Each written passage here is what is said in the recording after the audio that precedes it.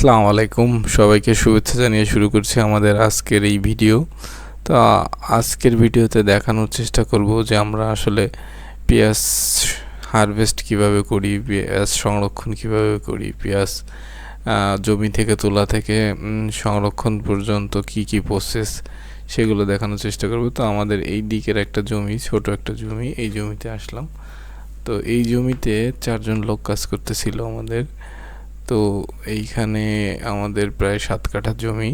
তো এখানে পেঁয়াজগুলো তুলতেছিল এবং বস্তা ভরতেছিল। এরপরে আমি আরেকটা জমিতে আসলাম, এইখানে প্রায় 13 জন লোক কাজ করতেছিল। এইখানকার পেঁয়াজগুলো আসলে গাছ তুলে রাখতেছিল, পুরো গাছটাই তুলে এইখানে মানে রেখে দিচ্ছিল, রোদে একটু শুকাবে।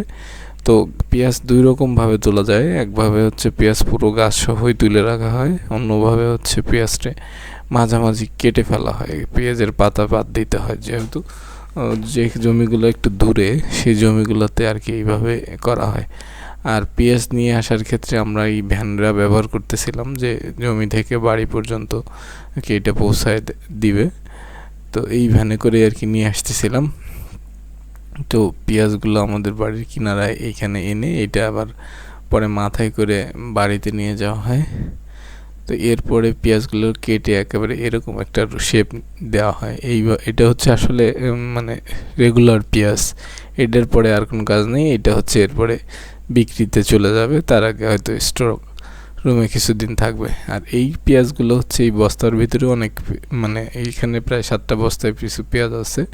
আর এইখানে যে পেঁয়াজগুলো স্তূপ করে রাখা, এটা হচ্ছে মাঝামাঝি আর কি কাটা হয়েছে, এটা আরেকবার কাটা হবে, এটা আর কি 2বারে কাটা হয়েছে। যাই হোক, এখন আমি এই পেঁয়াজগুলোকে নিয়ে যাচ্ছি আসলে আমাদের যে মাচা বলে আর কি, বা চাং বলে, আমাদের যে গরুর ঘর আছে এর উপরের একটা পাটাতন করে এইখানে আর কি পেঁয়াজ রাখা হবে। তো আমি এইখান থেকে আর কি একটা গামলায় করে নিয়ে যাচ্ছিলাম আর কি আজকের মতো। এইটা দিয়ে আর কি যাত্রা শুরু হবে। তো এইটা হচ্ছে আমাদের গরু ঘরের উপরের অংশ। এইখানে যেহেতু এতদিন পেঁয়াজ ছিল না, অনেক দিন যাবত এখানে আসলে কিছুই ছিল না, তো এইখানে বস্তা বা পলি দিয়ে আর কি পলি দিয়ে ঢেকে রাখা হয়েছিল, যাতে আর কি উপর থেকে কোনো মশা মাছি যেন গরুর ঘরে না যায়।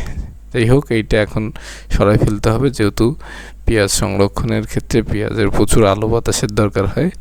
তো সেহেতু এই পলিথিন রাখা যাবে না আর কি, নিচ থেকেও যেন বাতাস পেঁয়াজের গায়ে আর কি লাগে বা পেঁয়াজে পৌঁছায়, সেই ক্ষেত্রে আর কি এই পলিথিন আর রাখা যাবে না।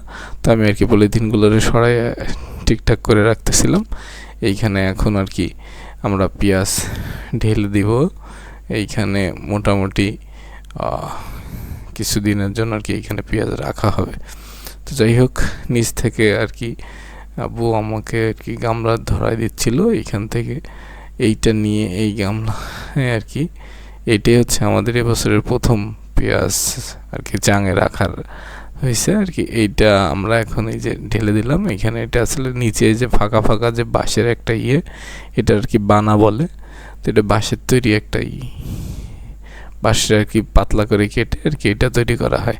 যাই হোক, বছরের প্রথম আর কি আমরা পেঁয়াজ এই মাচায় রাখলাম। তো এইখানে প্রচুর আলো বাতাস, দেখেন ডানে বামে উপরে সাইডে এই জায়গাগুলো থেকে প্রচুর বাতাস আর কি এর ভিতরে প্রবেশ করবে, যার কারণে পেঁয়াজ বেশি দিন ভালো থাকবে। এইখানে মোটামুটি ওই গামলায় করে প্রায় 10-12 গামলার মতো রাখা হয়েছে। এখানে আসলে বেশি পেঁয়াজ না, অনেক পাতলা করে, মানে পুরুত্ব কম ছড়ায় রাখা হয়েছে। এরপরে আরও এর উপরে হয়তো এর থেকে 4 গুণ পুরুত্ব করে রাখা হবে। এখানে আমি মোটামুটি ঘামাই গেছিলাম, এই জায়গাটা একটু গরম হয়। তো এখন দেখাবো যে এইটা হচ্ছে, দেখতে পাচ্ছেন যে একটা পেঁয়াজ। তো এটা একটা নর্মাল দেশি পেঁয়াজ আর কি। তো এর আসলে এটা নর্মাল একটা পেঁয়াজ আর কি, দেশি পেঁয়াজ। তো এর পাশে আমি এখন যে পেঁয়াজটা এনে রাখলাম, এইটা হচ্ছে পুরোপুরি কিং জাতের একটা পেঁয়াজ। তো এইটা থেকে এটা প্রায় 3 থেকে 4 গুণ বড়। হাতে নিয়ে দেখলে আর কি হাতের এতটা জায়গা আর কি ও দখল করে রাখে। তো এইটা হচ্ছে মূলত কিং পেঁয়াজ, এটা হাইব্রিড জাতের একটা কিং পেঁয়াজ। তো এখন দেখতেছেন এইটা একটা হচ্ছে রসুন মনে হইতে পারে, কিন্তু এইটাও এক রকমের পেঁয়াজ, এইটার আর কি সাদা পেঁয়াজ বলা হয়। তো এইটাও একেবারে নর্মাল একটা পেঁয়াজ, বা এটাও আর একটা হচ্ছে নর্মাল পেঁয়াজ। তো এই পেঁয়াজের সাথে একটা হাইব্রিড সাদা পেঁয়াজ যদি আমি পাশে রাখি তাহলে এইটারে এত বড় দেখায়। তো এইটাই হচ্ছে আসলে আমাদের হাইব্রিড জাতের একটি পেঁয়াজ। তো এই জাতের পেঁয়াজের চাষ করলে এটা প্রচুর ফলন হয়, আর এই জাতের বীজগুলোরও দাম অনেক বেশি থাকে।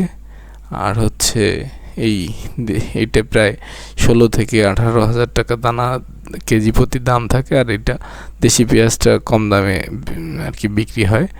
তো এই ছিল আমাদের পেঁয়াজের ভিডিও। তো ভালো থাকবেন সবাই, সবাই সুস্থ থাকবেন। আল্লাহ হাফেজ।